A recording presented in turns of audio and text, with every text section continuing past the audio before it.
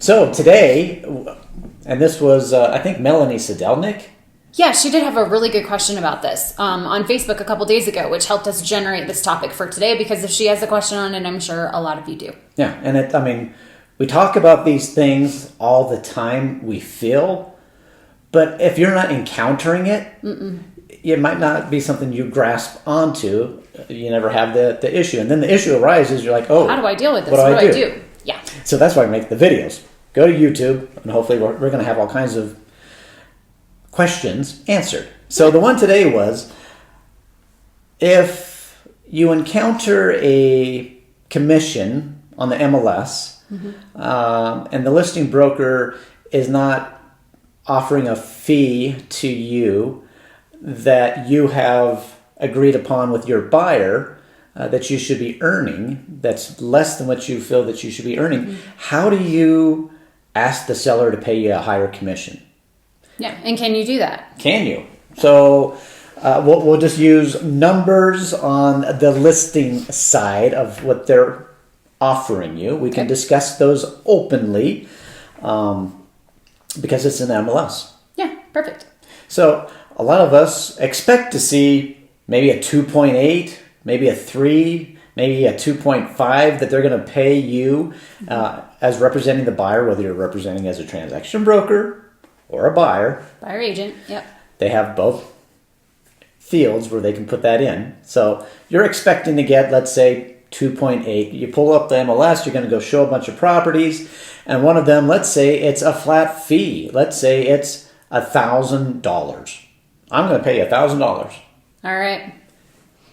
It's legal. One, the first thing is our commissions are negotiable. And what a listing company agent have arranged with their seller to pay you as a buyer's agent, that is 100% negotiable. They could offer you $1. Because of our MLS, we do have a participating agreement that says you're supposed to get offered something. That's the whole beauty of the MLS. Not the information, but that we all cooperate together and how do we pay each other. But we don't say how much we're going to pay. So let's say it's $1,000 and it's a $500,000 property. Oh. And you're expecting a 2.8 commission. I mean, that's a big difference. That's a big difference. And actually that happened to Stacy and I years ago during the recession. We had a $500,000 buyer. We're expecting a 2.8% and it was a 1%. And that hurt. And back then, we didn't know how to put this into the contract. This was back in 2008. I don't even know if it was possible. Our contracts were so different back then. Yeah, a lot has changed for the better for you guys. So yeah, I mean, that was, $10,000 less than we were expecting to get paid? That hurt. It hurt when you really needed it too. So anyway, you want to be able to negotiate your commission. I want more. Yeah. How do you do that? Yeah, and especially when your buyer says, oh my gosh, you're worth so much more. Exactly. And that's the key.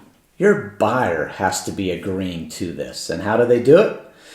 Well, you go to your listing. Exclusive right to buy listing agreement. Your buyer agency. I still call it buyer agency. Your exclusive right to buy listing contract. So you go to, when you filled that out with your buyer, and the very first time you guys sat down and started discussing the process, 7.3. On 7.3.1, it says a listing brokerage firm or seller may pay, buyer is obligated. So it says, we're probably going to get paid by the listing company, but the buyer is obligated to make sure I get paid. Broker is authorized and instructed to request payment of brokerage firm's success fee, your commission, from the listing brokerage firm or seller.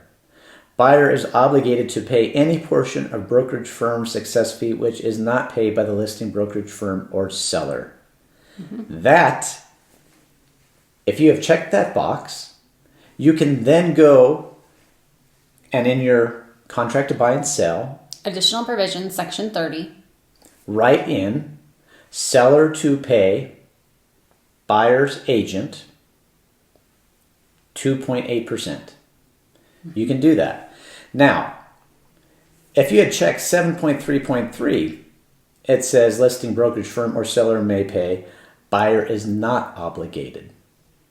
If you have checked that box, it is not in the best interest of the buyer for you to write in additional provisions. Hey, Mr. Seller, will you please pay me 2.8%?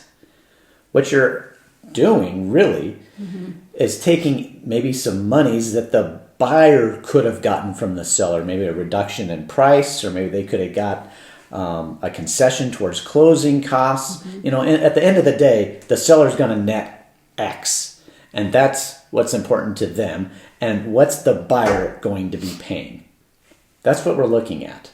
So if you have 7.3.3 checked, it's not in the best interest of your buyer it's not for in their you to best get interest. paid the commission you think you deserve. So this is a very important discussion that you have when you're first filling out this listing agreement to buy. 7.3.1 must be checked. And if you haven't done this, you haven't even filled out this form legally, you're a transaction broker by the state of Colorado. If you have no forms filled out, you can't do that. And you can't go backwards. I mean, this isn't something that, you know, hey, oh my gosh, I didn't. You know, it's got to be in the best interest of your buyer. You have a fiduciary responsibility to that buyer. So if your buyer is going to be responsible for bridging the gap between what the seller is going to pay you and what's written in your exclusive right to buy listing contract, it's in the best interest of the buyer for you to negotiate that commission with the seller. And that's why you're able to put it in the contract to buy and sell. The other thing about this is, remember, you don't have to enforce the terms of this listing agreement. So in the event that you have a 2.8 written in the contract and it's a 2.5 commission and you say, I am just fine taking a 2.5, Mr. Buyer, I'm not going to charge you that other 0.303%. You don't have to enforce that portion of the contract. You can say, I know it says 2.8, but I'm fine with the 2.5. Let's just move forward. So yeah, keep that in mind as well. You could try and get it from the seller. You can say, let's see if he'll agree to it. But if it doesn't agree, I'm not going to go after you and ask you to write a check at closing to pay me. Yeah. And at no time did you ever have to do that. Even if it was a 1% and you said 2.8 and you try and negotiate with the seller and they say no, you don't have to go after your own buyer. This allows you to have that conversation saying, this is what I should be getting paid. These are the services I'm providing.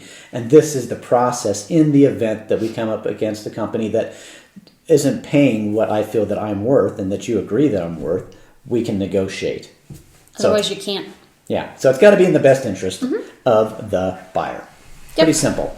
Todd just real quickly off the cuff kind of told you what that language should look like in your additional provisions, because I know that was another one of Melanie's questions, I believe, was how do I write that in? What do I say? Right. So yeah, something simple, like you said, seller agrees to pay buyer's agent cooperating commission in the amount of 2.8%. So that's fine. Of the sales price. Yeah, of the sales price. That would be the perfect way to do it. Yeah. Yep. Thanks, Renee. I'm glad that was good. Yeah, Yay. I mean, we forget that we talk about these things a lot, but we're always bringing on new agents. So yeah, this is new to you. It's all new to you. Yeah, exactly. So that's why we're making a whole database of videos for you guys. So yeah, when we're not thinking about it, you can always go and watch them. And I would like to say, those of you that are putting contract questions on Facebook and asking people, that is stuff that needs to come to the contract hotline. Yeah. I appreciate our group. And the collaboration that you guys have. Helping each other, but we are not always looking at Facebook to answer your guys' questions. In fact, we rarely are on Facebook. Yeah, that is not a good way to get contract questions answered. And I'd prefer you not getting them from the group, because you want to make sure that I've got the right answer, the correct that answer. I will be able to back you up on, or Stacy, obviously. Yeah. So please don't put contract stuff on Facebook. Great place to be asking, who do you use for that? What vendor? Or maybe little scenarios. How did you work with your buyer on this? But not contract stuff. But contract legalities. Yeah, legal stuff. Call us. Call us. Email us. Yeah. That is what we're here for. Yeah, all the time. I think that's it for today then. We're at almost a half hour. That's what we came here for. Yeah. We're going to say aloha as we head out tomorrow morning. Yes. And there will be Tuesday Talks next Tuesday. Can't guarantee if it's us or Paul or Parker or a special guest, but there will be a Tuesday Talk. So join us next week. And just for Kiefer, because he came on board, we're out of here. Have a great See you day, you guys. guys. Enjoy your week.